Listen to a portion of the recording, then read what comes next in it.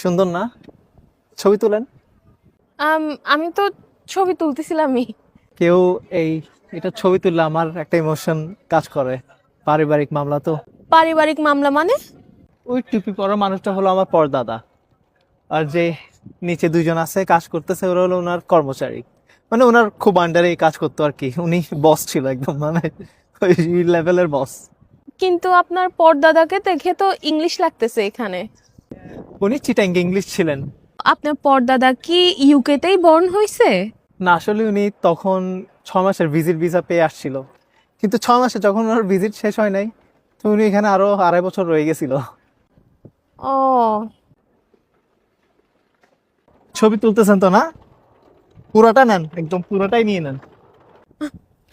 এটা নিশ্চয়ই আপনার পরদাদার বানানো। না না, এটা উনি বানায় নাই, আসলে এটা উনারই। এটা করে আসছিল ইউকেতে আসলে।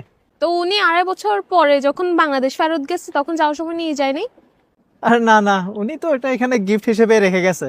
এই ছোটখাটো জিনিসকে উনি আবার বাংলাদেশ যাওয়ার সময় নিয়ে যাবে? ঠিক আছে। আচ্ছা, আপনি এখনো পানি ছবি তোলেন নাই?